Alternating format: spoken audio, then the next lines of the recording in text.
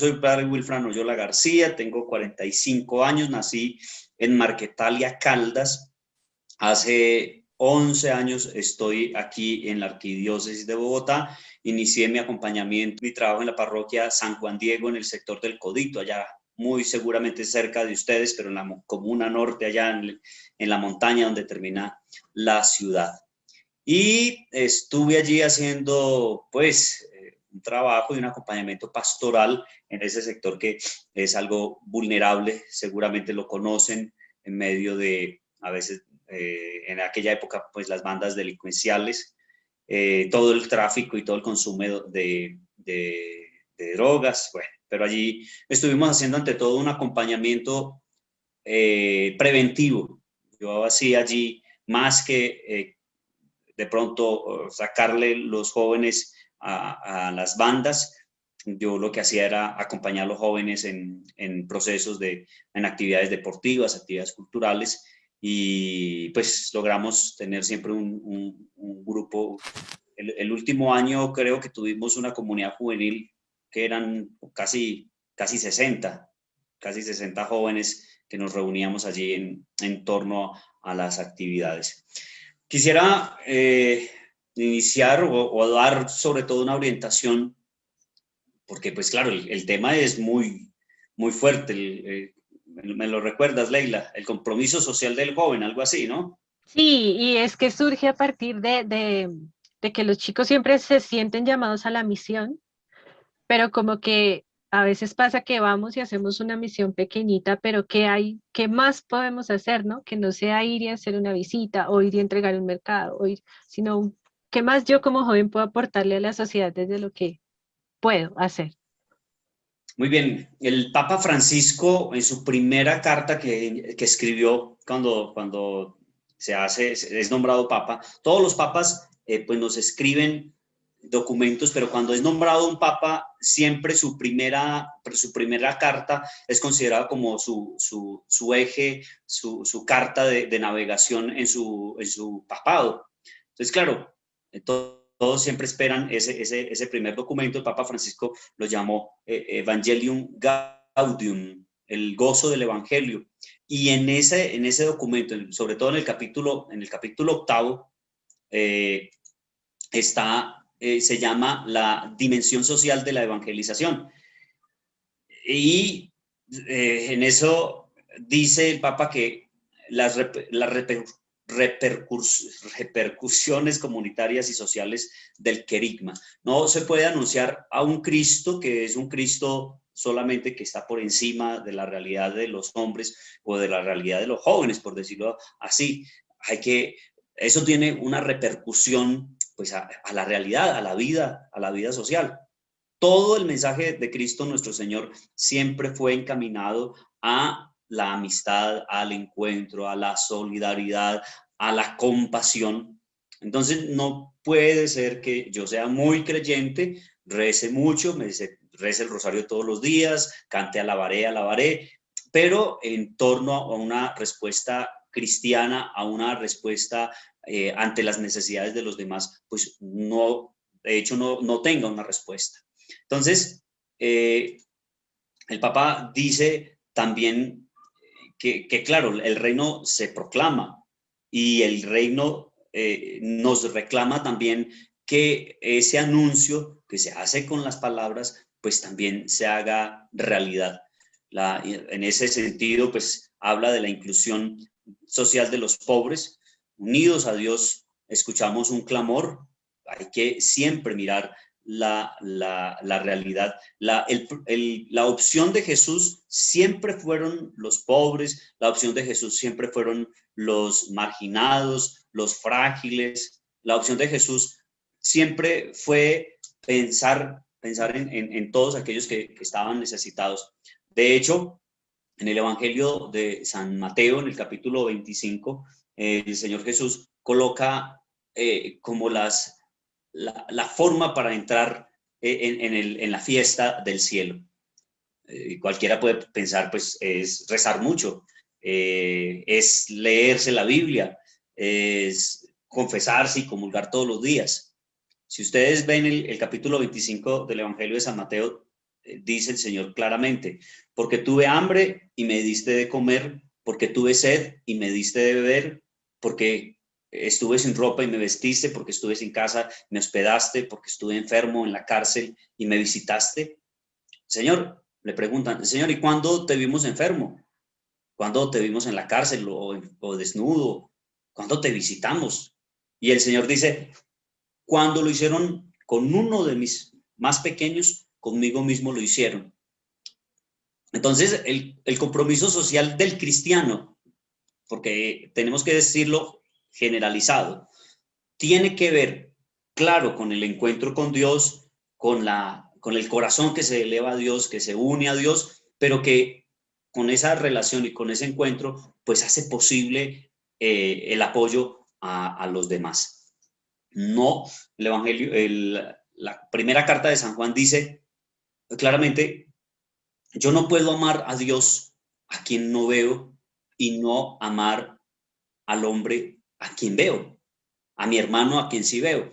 No puede ser una relación, nuestra vida de fe, queridos creyentes y especialmente queridos jóvenes, no puede ser solamente mirar al cielo. Sí, nos elevamos los ojos, el corazón al cielo, nos unimos a Dios, pero esa unión con Dios no se puede, nosotros no podemos quedar mirando hacia arriba, nosotros tenemos que mirar alrededor y si no miramos alrededor, pues estaremos perdidos. Y alrededor no solamente, podríamos decir, no solamente es papá y mamá, amigos o amigas, compañeros del colegio. Y mirar alrededor es mirar mucho más allá. El Papa Francisco en sus enseñanzas nos ha hablado de reconocer las periferias, porque en las periferias existenciales es donde hay muchas realidades pues que necesitan de nuestra respuesta y de nuestro compromiso. Yo estuve estudiando en Roma en el año 2015, me enviaron a estudiar doctrina social de la Iglesia.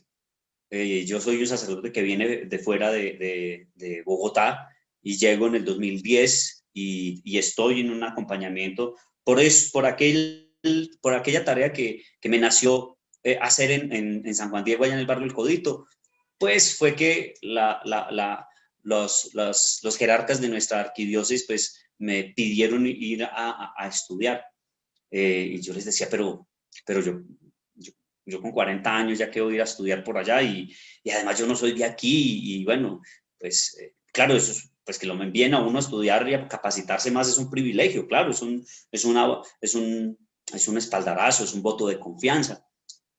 Y una de las respuestas que me dieron uno de los monseñores de nuestra arquidiócesis fue, es que lo que a usted le gusta hacer no es gusto de todos. Es decir, ese compromiso de pensar, de pensar en los demás, en hacer algo por los demás, pues no le gusta a todos. Y les cuento, queridos jóvenes, que pues, obviamente estar en Roma es una cosa bien complicada.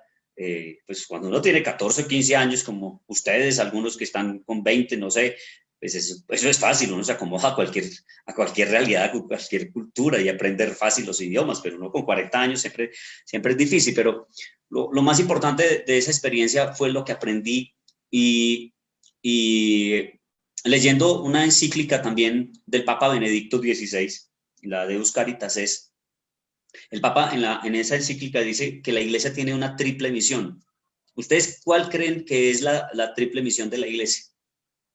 ¿Cuál será la tarea de la Iglesia? ¿Quién quiere? Si quieren responder al micrófono o si quieren escribirlo ahí en el chat. Servir y evangelizar, Digan, ¿no? ¿qué creen? ¿Cuál será la tarea? ¿La qué? Servir y evangelizar. Muy bien, la primera, casi que dijiste dos. ¿Cómo te llamas tú? Leonardo. Leonardo. Sí. Muy bien. Servir y evangelizar. Sí, casi que ya Leonardo dijo dos de las tres. Falta una. A ver, ¿cuál será la que falta? ¿O cuál será, qué más misiones creen ustedes que tiene la Iglesia? Acompañar, dice Leila. ¿Cuál otra tarea? ¿Cuál será la misión de la Iglesia? ¿Para qué se inventó Jesús la Iglesia, por ejemplo? Para acoger. ¿Quién quiere compartir? A ver, ¿qué se les ocurre? No se preocupen, si meten la pata no hay ningún problema. Para acoger, acoger. Para acoger. Muy bien, Andrés David. Muy bien. ¿Qué otra tarea creen que tiene la iglesia? ¿Para qué Jesús se inventó la iglesia? ¿Para qué Jesús dejó la iglesia? Para hacer comunidad, dice Adriana. Muy bien. Leila, para amar. Mónica, para descubrir carismas. Muy bien. ¿Alguno otro más que se le ocurra? Todo lo que han dicho. Para reunirse, ¿no? ¿Para qué, Leonardo? Para reunirse, ¿no? Para reunirse. Muy en torno a lo que también decía Adriana, para hacer comunidad, sí. Miren, entonces, para ser madre, dice María Paula. Sí, claro, madre y maestra. Muy bien. La triple misión de la iglesia. Mucha atención. La primera es anunciar, lo que decía Leonardo, enseñar. Anunciar, enseñar. ¿Enseñar qué? ¿Comunicar qué? Pues obviamente la palabra de Dios. ¿Enseñar qué? El mensaje de Dios. Comunicar el amor de Dios. Esa es la primera tarea de la iglesia. ¿Cuál es la segunda tarea de la iglesia? La segunda tarea de la iglesia tiene que ver con hacer presente a Dios. ¿Y cómo hace presente a Dios la iglesia? A través del culto, a través de la celebración, a través de los momentos de oración. Ese precisamente es celebrar. Entonces, hacer presente a Dios es celebrar la presencia de Dios. ¿Y cómo se celebra la presencia de Dios en medio del mundo, en medio de la comunidad? A través del culto. Entonces, el segundo es celebrar a Dios presente, celebrar haciendo presente a Dios, lo podemos decir del modo que sea. Ahí están los sacramentos, ahí están, ante todos los sacramentos, toda la vida de piedad que tiene la iglesia, ¿sí? Y por último,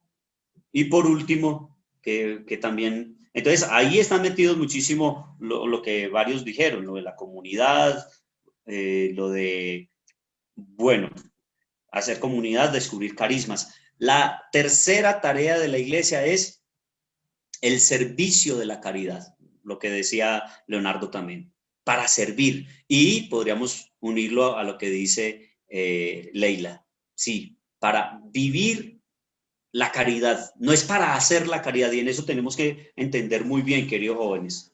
No es hacer la caridad, porque cuando pensamos que es hacer la caridad, es como una cosa que se hace para afuera.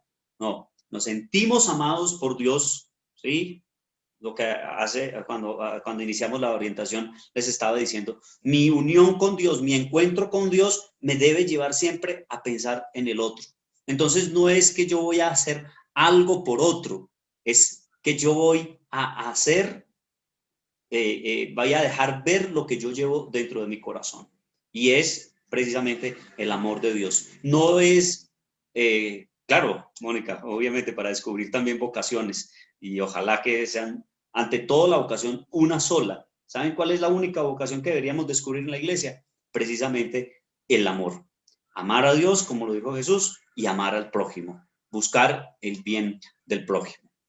Entonces, dice el Papa Benedicto que ninguna de esas tres tareas es más importante, o sea, no tienen nivel de importancia, que las tres tienen que estar siempre unidas, son como un triángulo, que si la iglesia solo se dedica a anunciar, yo me puedo aprender la Biblia de memoria, Mateo 25, Juan, Lucas 15, me la sé de memoria, pero claro, si yo conozco de la palabra de Dios, la experimento en mi corazón, pues claro, puedo celebrar. Me podría convertir, como desafortunadamente, sin criticar a otros experiencias espirituales, pues en una comunidad de libro. Yo me sé la Biblia, yo rezo la Biblia, yo repito la Biblia, ¿cierto? No, la palabra de Dios, el encuentro con Dios, el conocer las enseñanzas de Dios, pues obviamente tiene que alimentar mi espíritu.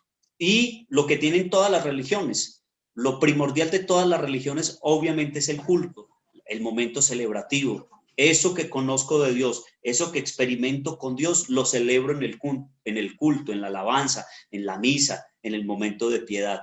Pero si yo conozco de Dios, celebro a Dios y no llevo a Dios y no encuentro a Dios en el otro, como lo decía Jesús, pues como se lo recordé en el Evangelio de Mateo 25, pues estaremos pues a medio camino. Entonces, por eso el Papa dice, ninguno de los tres puede faltar en la tarea de la iglesia. Desafortunadamente, pues la iglesia, escasitamente, nosotros iglesia, no estamos hablando de los sacerdotes, estamos hablando de nosotros iglesia, de todos nosotros. Quedamos escasitamente con el culto. Escasitamente vamos a misa y punto final.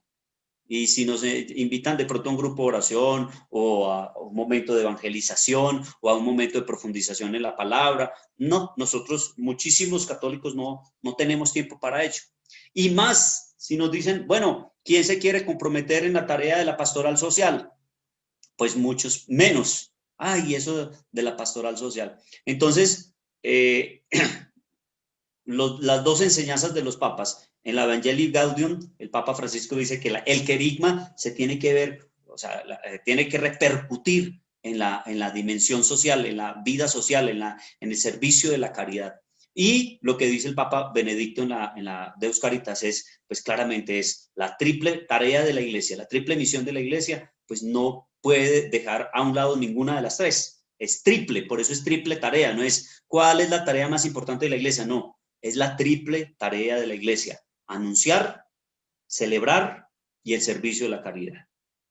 Esa es la tarea de la iglesia.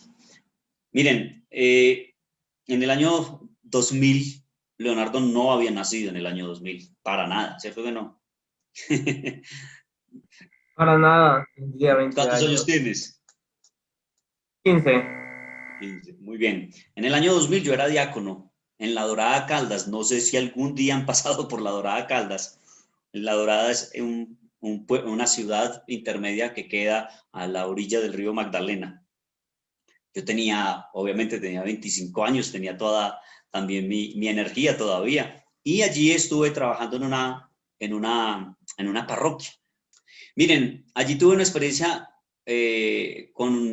o sea, si los jóvenes son difíciles para llegar a la iglesia, ustedes imagínense los jóvenes de Tierra Caliente. Los jóvenes de Tierra Caliente solo piensan pues bueno, todos los jóvenes piensan en lo mismo, pero los jóvenes de Tierra Caliente piensan mucho más en rumba, en sexo, pensar en la iglesia para los jóvenes de Tierra Caliente o sea, eso es una utopía, eso no, porque pues ellos con ese calor mantienen con el deseo de tirarse al río, de tomar cerveza, qué sé yo, pero logramos hacer una motivación. Pues yo estaba joven, entonces yo también tenía mucha entusiasmo, entonces pues, logramos hacer una motivación y empezamos.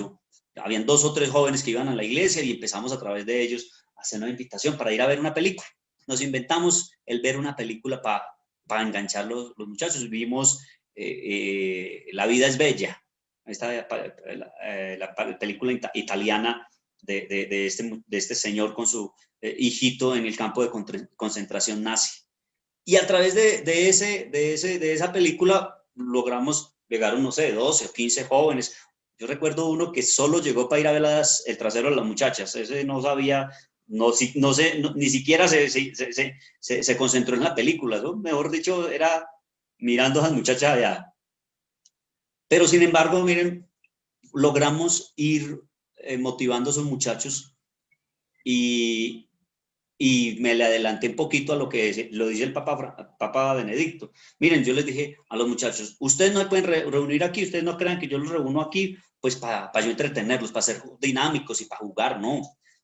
Aquí tenemos que organizar un plan de modo que sea para jóvenes, pero jóvenes que quieran conocer de Dios. Y entonces nuestro plan fue como una silla con 4 patas, les dije. Una silla con 4 patas. En una pata, la silla tenía que tener un momento de formación, una charla. Siempre, un sábado, entonces nosotros nos reuníamos los sábados. Decíamos, eran 4 sábados. Vamos a hacer 4 sábados. Y en los 4 sábados vamos a pensar en qué es lo que vamos a hacer. Pero algo que sostenga esa mesa o esa silla, lo que quieran, pensarlo. Entonces yo siempre les dije, un sábado será formación, una charla, algo que los motive, algo que los oriente, algo que les enseñe algo, ¿sí? Algo que les meta algo bueno en el corazón, en la mente. La segunda pata tiene que ser, ustedes vienen aquí y tenemos que fortalecer la amistad, la fraternidad, porque muchas veces llegaban 2 o 3 que eran amiguitos del colegio, como pasa aquí seguramente, y que por eso van juntitos y van haciendo esa rosquita y entonces no permite que se encuentren. Entonces el segundo sábado era siempre un momento comunitario, ir a hacer deporte juntos, ir a caminar, ir a montar bicicleta, ir a jugar fútbol. Siempre era un momento recreativo que fortaleciera los lazos de comunidad. El tercer sábado siempre era un momento espiritual, un momento para que ellos tuvieran como jóvenes un momento espiritual, rezar el rosario, tener un momento de predicación bíblica, de la Santa Misa, qué sé yo. Siempre cada mes hacíamos todo un programa, y el cuarto sábado era un momento de comunidad, de servicio de la caridad. El cuarto sábado siempre teníamos pensado, siempre planeamos ir a visitar enfermos, fuimos a la cárcel, fuimos a visitar familias. Entonces, lo que hicimos con ellos fue un programa de que les iba alimentando la mente, el corazón, las manos, ¿sí? La mente con la formación, el corazón con la oración y las manos con el servicio de la caridad. En la parroquia San Juan Diego estuve ya 6 años y yo veía que las señoras que se encargaban del acompañamiento de las familias vulnerables, pues tenían mucho para hacer y eran señoras, pues sí, entonces ellas dedicaban mucho tiempo a las cosas de logística, por ejemplo, cuando llegaba al mercado, cuando yo compraba mercado, entonces contar, organizar el arroz, las cosas, empacar, yo decía, pero se gastaba mucho tiempo. Allá también pudimos hacer un trabajo de acompañamiento juvenil muy grande, entonces yo llamé a los jóvenes y les dije, hombre, ustedes, claro, no tienen la formación para hacer un acompañamiento a familias vulnerables, pero ustedes tienen toda la energía. Entonces, de ahora en adelante, ustedes se me encargan de todo lo logístico del servicio de la caridad. Las señoras se me encarguen de visitar las familias, de escuchar las familias, de hacer las entrevistas, pero ustedes como jóvenes, pues se encargan de todo lo que tenga que ver con logística. Entonces, y el día de la entrega, los jóvenes estaban también, se le entregaba cada mes el auxilio de alimentos a las familias y los jóvenes estaban allí. Luego, con los mismos jóvenes de la parroquia, visitábamos cada familia. Y era un momento muy especial, nos repartíamos, y eran 25 familias, Leonardo, Liliana y Mónica visitan la familia tal, Santiago, Gisela y Valeria visitan, entonces todos, y luego nos reuníamos a compartir experiencias de cómo habíamos visto la familia, cómo estaba la familia. Entonces, eso eran situaciones que impactaban muchísimo a los jóvenes. Entonces, mis queridos jóvenes, con lo que les he querido compartir hoy, más o menos una cosa doctrinal y una experiencia de la realidad, es para que ustedes, pues, obviamente se motiven a tener, obviamente, lo que decimos, la experiencia con Dios, es siempre, porque nosotros cuando queremos hacer el bien a los demás, no lo hacemos como personas laicas, que se nos motiva, que nos da pesar de los demás y el altruismo. Nosotros no somos una ONG, nosotros no lo hacemos pues por simplemente hacer el bien. No, hacen el bien también los no creyentes, los que son ateos. Nosotros, cuando pensamos en el compromiso social del cristiano, lo hacemos es porque sentimos en el corazón el amor de Dios. Yo quiero compartir el amor de Dios con personas que están tristes, que están sufriendo, que están en dificultad. Y en eso hay un campo extenso, queridos jóvenes, para hacer práctica, para vivir la caridad. Acuérdense que debemos cambiar la expresión. No es para hacer la caridad, es para vivir la caridad. La caridad que tengo en el corazón la vivo cuando visito a un enfermo, la vivo cuando comparto mis bienes, la vivo cuando escucho al que está triste. Nosotros en la arquidiócesis tenemos muchas formas de vivir la caridad. Una de ellas, pues obviamente, lo que decía Leila al inicio, pues es la tarea que me han encomendado, y es el acompañamiento a la población migrante. Nosotros tenemos la fundación, en la fundación tenemos la oficina de la terminal, donde los migrantes llegan, reciben orientación, dicen necesito albergue, necesito auxilios para transporte. Tenemos 2 albergues, uno aquí en la parroquia donde yo estoy, en todo el centro, y otro albergue donde viven las hermanas. Tenemos un centro de capacitación por los lados de Kennedy, donde les enseñamos a los migrantes un oficio para la vida, el manicure, el pedicure, el corte de cabello, corte y confección también de ropa, panadería, y hacemos todo este acompañamiento. Nosotros también como arquidiócesis pues tenemos muchas otras tareas, se puede en ese sentido acompañar, como lo decía hace un momento, a los enfermos, la pastoral de la salud, tenemos también acompañamiento a la población que está privada de la libertad, esa pastoral penitenciaria, pero ahora se vienen tareas nuevas, por ejemplo, el cuidado de la casa común, con la carta que el Papa Francisco escribió, Laudato Si. Entonces es una motivación también para que esta pastoral de la ecología, pastoral de la casa, del cuidado de la casa común también sea una realidad. Entonces, para vivir la caridad, queridos jóvenes, es mucho. No siempre hay que pensar solamente en que cómo puede ser mi compromiso social con la iglesia, llevar una libra de arroz a la parroquia. No, hay muchas otras formas. Acompañar comunidades vulnerables, visitar comunidades vulnerables que quieren ver jóvenes que les hablen de Dios, que les canten, que los orienten, que los motiven, tanto que podemos hacer. Entonces, y en este servicio de la caridad que de jóvenes, pues hay satisfacciones. Ayer mismo tenemos un proyecto que se llama Kit de Caminantes. Entonces, todavía sigue habiendo esa realidad de los migrantes que van caminando hacia Ecuador, hacia Perú. Ayer salimos en una jornada desde por la mañana por la carretera hacia Girardot, en el peaje de Chusacá. Allí muchos esperan para poderse subir a las mulas, y entonces lo que hicimos nosotros fue irnos por la carretera hasta el peaje de Chinauta, y los caminantes que nos encontrábamos, nosotros obviamente llevábamos unos kits de caminantes. ¿Qué tienen los kits de caminantes? Zapatos, una carpa, medias, corta uñas, talco, porque casi todos los programas de todas las organizaciones que apoyan a los migrantes están siempre mirando los niños, las mujeres y los niños. A los hombres no hay ningún programa pues que los quiera beneficiar así como en este sentido. Cuando estaba en San Juan Diego, allá en el Codito, yo recuerdo muchísimo que cuando llegaba diciembre, el teléfono no dejaba de sonar. Todos, de todas las parroquias, de todos los grupos, todos llamaban: padre, es que quiero dar unos regalitos para los niños pobres en esta Navidad. Quiero dar unos mercados para las familias necesitadas en esta Navidad.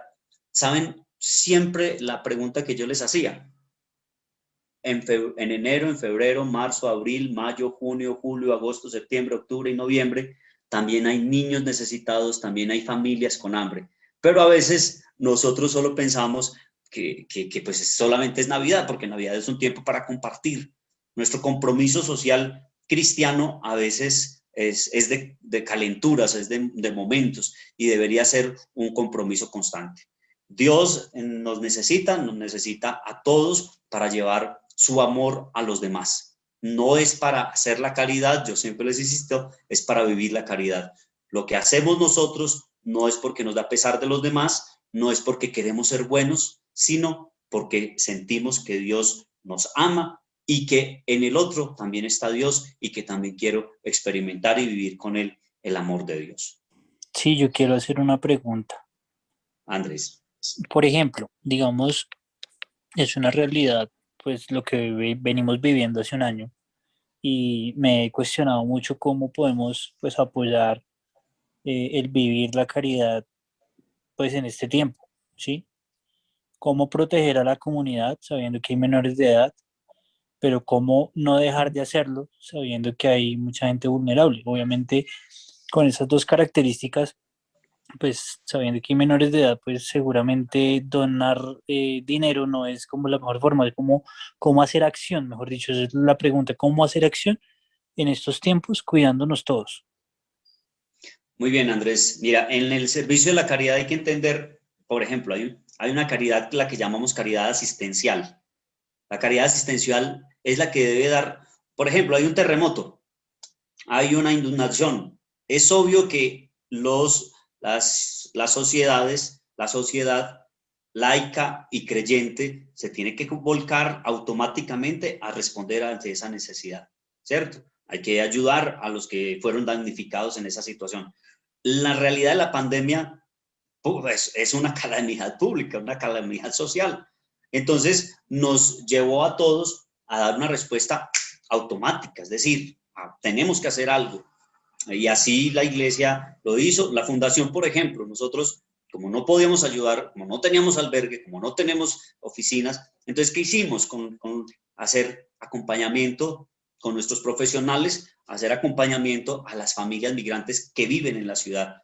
Y a través de llamadas, de datos, de encuestas, con los recursos de los programas, apoyarles económicamente, pues para que ellos solventaran sus gastos. Cuando nos reunimos en los primeros meses de la pandemia, de la cuarentena, yo les decía, tal cual lo que está diciendo Andrés David, yo no puedo arriesgar cuando todos los que nos donan a nosotros, porque la fundación todo lo que hace son con dineros donados de entidades católicas internacionales, Cáritas Alemania, Cáritas Luxemburgo, Cáritas Suiza, pero yo les decía, yo no puedo arriesgar a nuestros funcionarios pues para esa tarea, y por eso todo lo hicimos. Es complicado, claro, a todos nos da miedo y pues nos tenemos obviamente que cuidar, pero seguramente que hay formas también de hacerlo. Hay familias que conocemos, familias que no conocemos, hay fundaciones que hacen buena tarea, la fundación del Banco de Alimentos. Entonces a veces puede ser, Andrés, que por esta circunstancia de la pandemia, si no lo podemos hacer nosotros, podemos canalizar.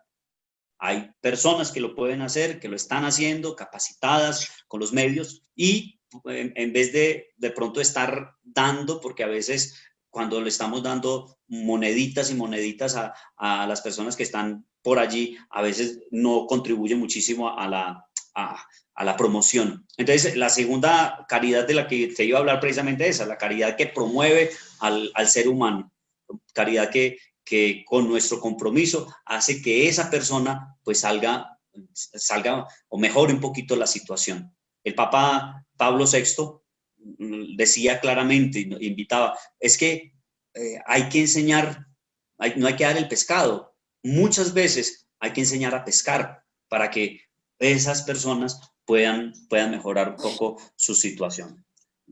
Siempre lo más importante, Andrés David, en cualquier situación será interpelarnos ante la realidad, y así sea muy poquitico lo que podamos hacer, pues hacerlo.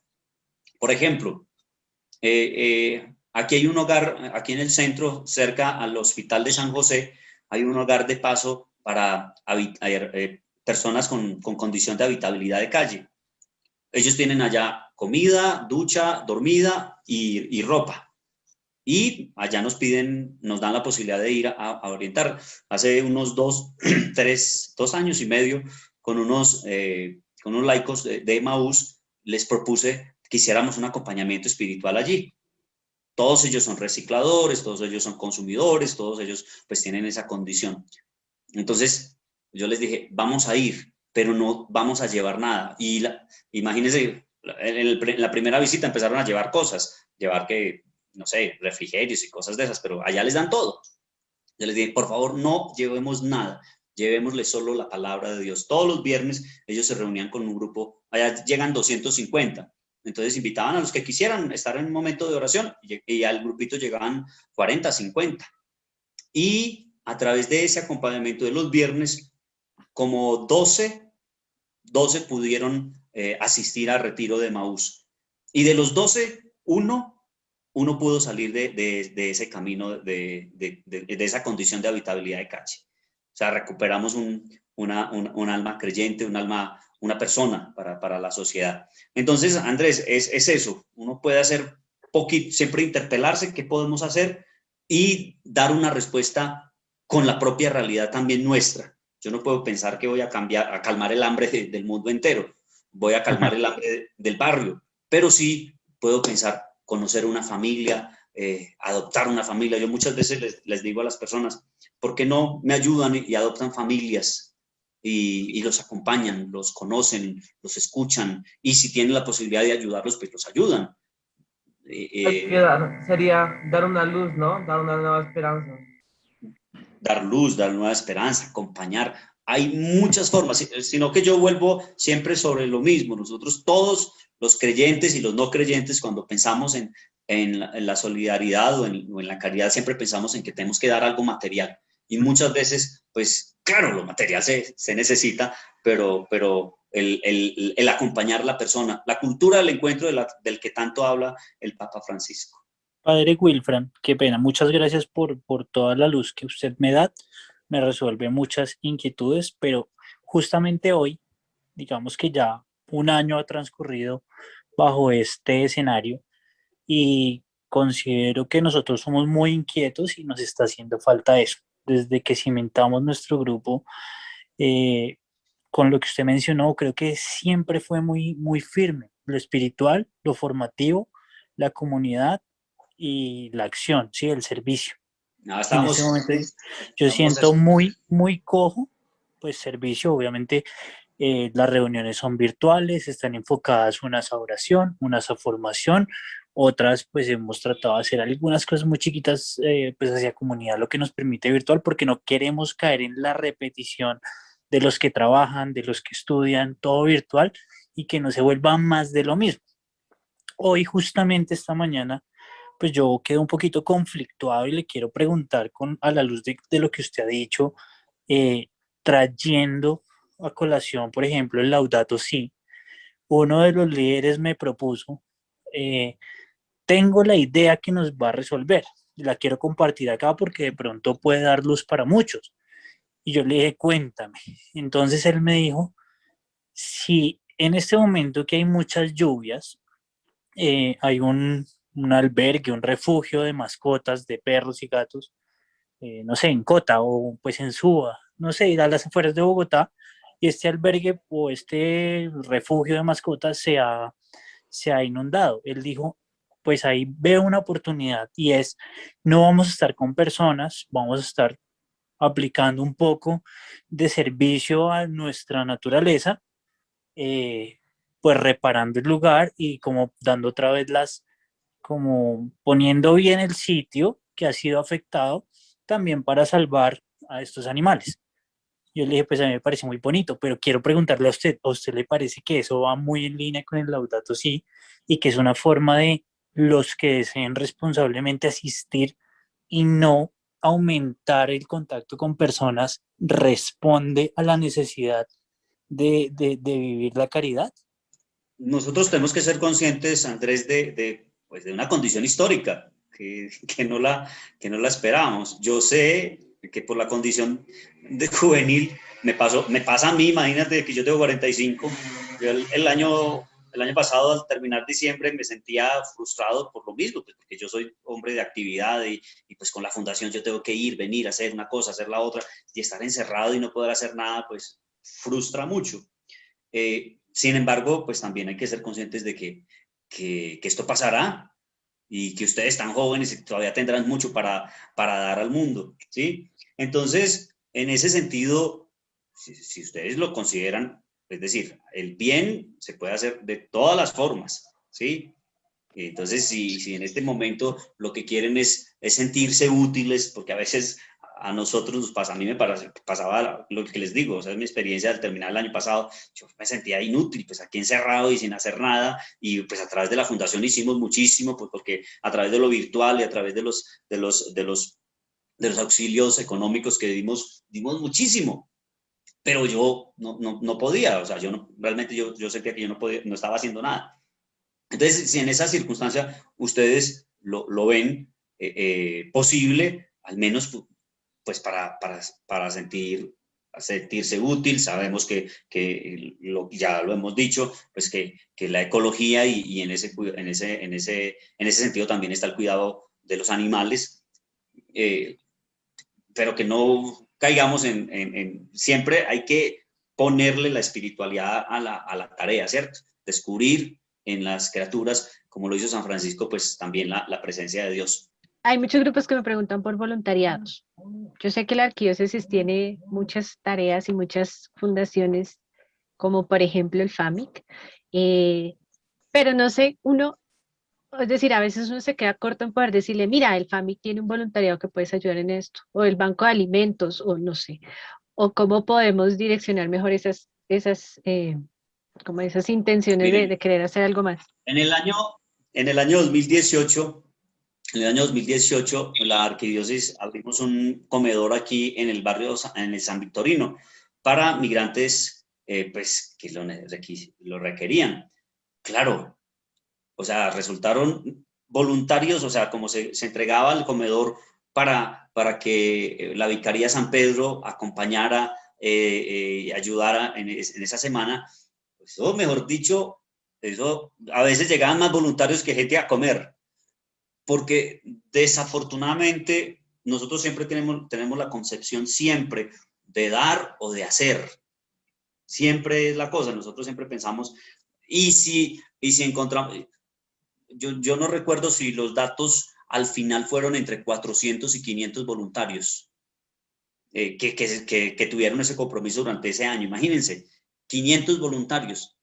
Se cerró el comedor por condiciones de que pues, los migrantes ya no aprovechaban, peleaban, se cambiaban la camisa, entraban y comían, volvían a salir, presentaban documentos falsos, no, vendían los cupos, se peleaban. Bueno, yo acompaño pues toda la tarea, pues a mí me tocaba. Entonces se cerró. Entonces pensamos, con 500 voluntarios, no, el bien que hacemos es mucho. ¿Sí o no? Imagínense, convocamos a los 500 voluntarios, no llegaron 20. Porque muchas veces nosotros siempre pensamos en que tengo que dar una libra de arroz o tengo que hacer, ¿sí? Y claro, si yo encuentro una estructura ya montada, sí que es más fácil. Pues yo solo tenía que llegar a las 11, uno encargarse de lavar los platos, el otro encargarse Entonces la idea, y sobre todo con jóvenes, para mí, yo se los digo, y sobre todo con jóvenes que son tan creativos, tan capaces, la idea sería es que los voluntariados fueran autogestionados. ¿Qué podemos hacer en la realidad donde vivimos? ¿Qué podemos hacer pues, en tal parroquia? La arquidiócesis estamos con la dimensión social, pues porque yo soy párroco, soy director, soy vicedirector de pastoral social, entonces estamos formando proyectos de pastoral social transformadora. Y entonces la idea es que las personas se desacostumbren de estar pensando en que la pastoral social es dar mercados o organizar un ropero, sino ir más allá y sobre todo pensar en que a través de esa acción en la que se vive la caridad, pues cómo hago posible que esa realidad mejore un poco. Entonces, hay fundaciones y hay muchas cosas que se podrían hacer, pero ¿cómo sería mejor que los grupos y los jóvenes se unieran e hicieran proyectos en los cuales tal vez mostraran el amor de Dios en medio de sus propias comunidades, en los diferentes campos de prevención, de acompañamiento, de orientación, de motivación? Son tantas cosas. Claro, volvemos a decirlo, en este momento con la pandemia, pues nosotros como fundación estamos cerrados. Yo les cuento, antes de pandemia, los que llegan a este albergue son direccionados desde la terminal de transporte, son los migrantes que llegan a la terminal con perdidos pues, en la ciudad. Entonces, a veces se venían y los despachaban a las 3 de la tarde, llegaban a las 6, porque claro, no se ubican en la terminal, no se ubican en Transmilenio, toman la dirección que no es. Cuando yo iba a visitar la oficina, yo me esperaba hasta las 2 y yo esperaba a todo el grupo. ¿Sí? Miren la tarea, por ejemplo, como tan sencilla. Y yo esperaba a todo el grupo que era delegado para venir y yo me venía con ellos. Yo me iba caminando desde la terminal hasta la estación del Transmilenio, me venía con ellos al Transmilenio, los acompañaba y llegábamos aquí a la media hora, los 40 minutos, con todo el tiempo posible. Entonces hay muchos voluntariados, porque la gente a veces piensa siempre que hay que hacer o que hay que dar. Pero por ahora hay que esperar pues que la realidad pues vuelva a su rumbo, pero pero lo más importante sería en que en este tiempo en que estamos así confinados, pudiéramos pensar como jóvenes qué proyecto para vivir la caridad podríamos nosotros organizar.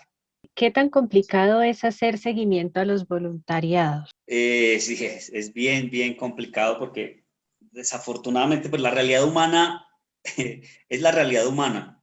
Los voluntariados a veces, tenemos que decirlo, desafortunadamente se llenan de egocentrismos y de motivaciones humanas. Soy yo el que hago, nadie sabe hacerlo sino yo. A veces es por satisfacción muy humana, para sentirme bien, para saber que estoy dejando una huella en el mundo, qué sé yo. Entonces, eso tiene lo principal. En el caso del voluntariado cristiano, y lo insistía, y Andrés David también lo decía, es si no hay fundamentación espiritual, se puede convertir en una ONG o en una tarea social como cualquiera. Entonces, el acompañamiento tiene que ser, ante todo, muy espiritual y muy de promover otros líderes, porque el voluntariado al fin y al cabo es un liderazgo que se ejerce en medio de comunidades. Entonces, sí, el acompañamiento es ese y la motivación debe ser ante todo esa. Porque yo siempre les cuento experiencias.